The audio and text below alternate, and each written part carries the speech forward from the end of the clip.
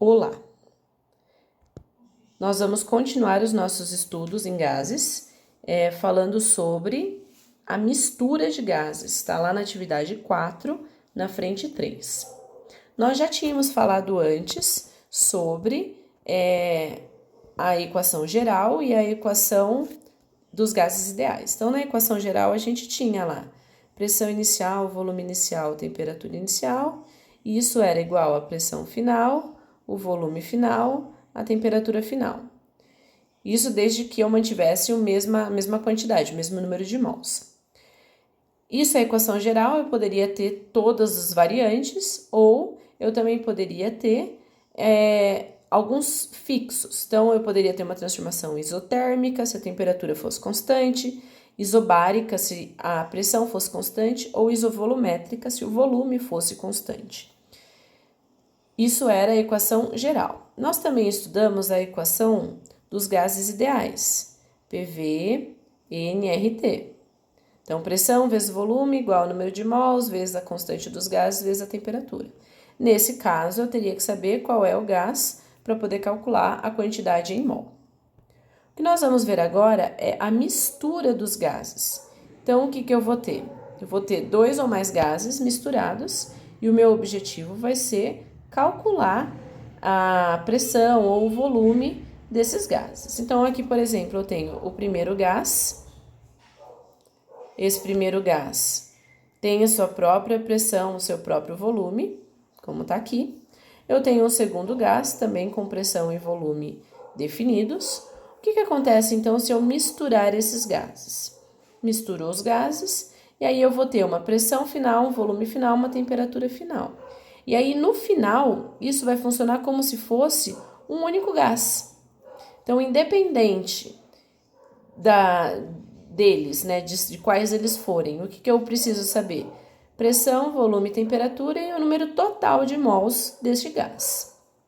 E aí a mistura vai funcionar como se fosse um único gás.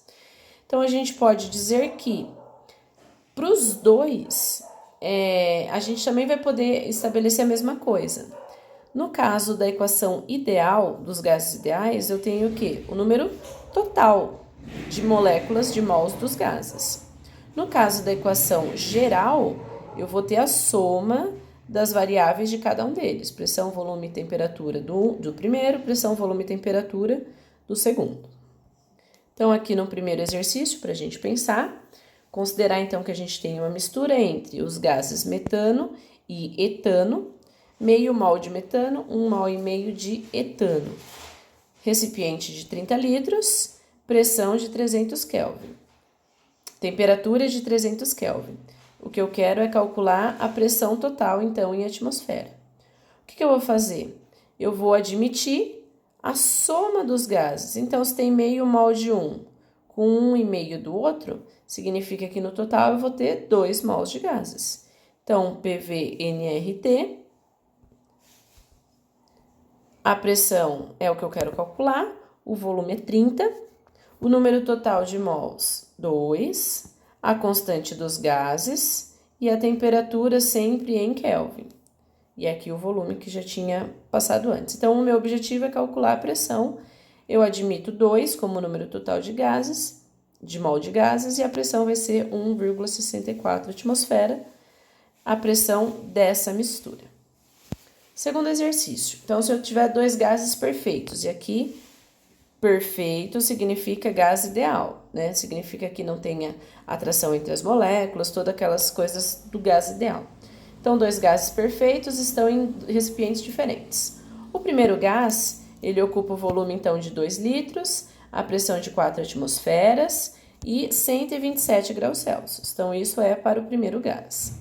Lembrando sempre que a gente precisa transformar a temperatura para Kelvin. O segundo gás, ele tem 6 litros de volume, a pressão é de 8 atmosferas e a temperatura é de 27 graus Celsius. A pergunta é, qual vai ser o volume que vai ter o recipiente para que essa mistura de gases a 227 graus Celsius, então vão aquecer os dois gases, a pressão também vai ser aumentada para 10 atmosferas. Qual é o volume em que isso vai ter que ocupar? O que eu faço? A pressão vezes o volume sobre a temperatura final vai ser igual à soma das pressões, volumes e temperaturas iniciais de cada um desses gases. Lembrando de novo, então, para transformar. A pressão final, eu preciso de 10 atmosferas. A pressão do A era 4, a pressão do B era 8. O volume final é o que eu quero calcular. O volume inicial do A era 2 litros. O volume inicial do B, 6 litros. Temperatura final, 500 atmosfera por 500 Kelvin. Lembra lá de transformar de graus Celsius para Kelvin.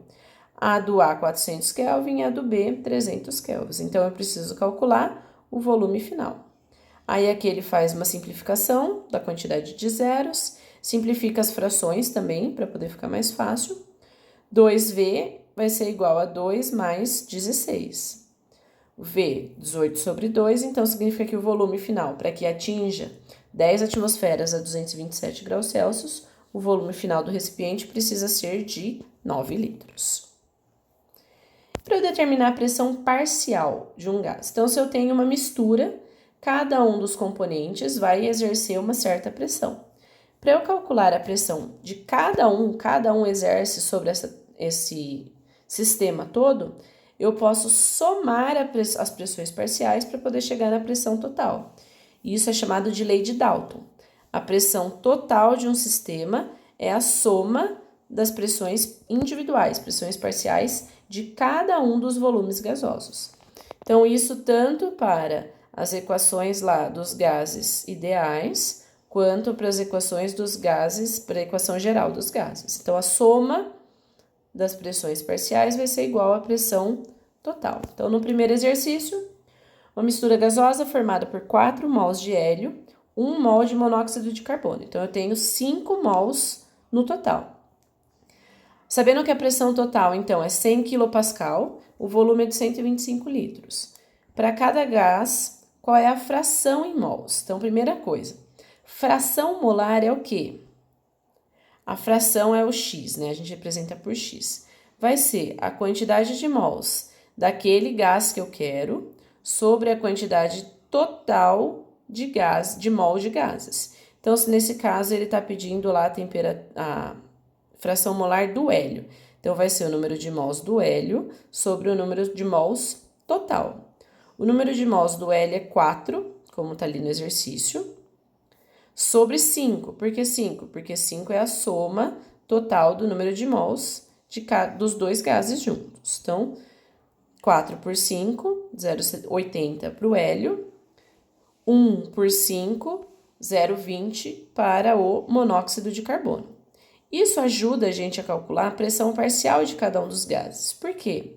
Porque a pressão total é igual à soma das pressões parciais. Então, a pressão parcial de um, pressão parcial do outro. Se eu estou considerando, então, aqui a fração molar, que é o número de mols, eu consigo, então, obter, através dessa fórmula, a pressão parcial de cada um deles. Então, a pressão daquele gás que eu estou querendo vai ser o número de mols desse gás vezes a pressão total. Sabendo, então, qual é a pressão total, que está aqui 100 kPa, eu consigo determinar qual é a pressão individual de cada um dos gases. Então, aqui, para o hélio, a fração molar é 0,8, então é 80% de 100, do total lá da pressão. A mesma coisa para o monóxido de carbono, é 20%. Então, 20, 0,2, né, vezes 100, que é a pressão total, 20 kPa. Então, eu tenho a pressão parcial de cada um dos gases. E o volume parcial? O volume parcial também é semelhante à pressão. Por quê? Porque independente de como eu vou calcular esse volume parcial, eu vou ter sempre o volume total como a soma dos volumes parciais. E aí é chamado de lei de Amagat, sei lá como é que fala esse nome. Mas o volume total é igual à soma dos volumes parciais de cada um desses gases. Num exercício, então eu tenho a mesma mistura, né, do exercício passado, a gente já calculou a fração molar de cada um deles, e aí o volume parcial de cada um deles. Então, se eu tenho o volume total, eu também posso, através desse valor e da fração molar, descobrir o volume de cada um deles. Então, o volume lá de um gás vai ser a quantidade em mol desse gás vezes o volume total. Se aqui eu tenho o volume do monóxido de carbono, a fração molar do monóxido de carbono vezes o volume total. Então, 0,2 vezes 125, 25 litros para o hélio e 100 litros para o... 25 litros para o monóxido de carbono, 100 litros para o hélio. Mesma coisa, 80% do volume é relativo ao hélio, 20% é relativo ao monóxido de carbono. Ok? É isso.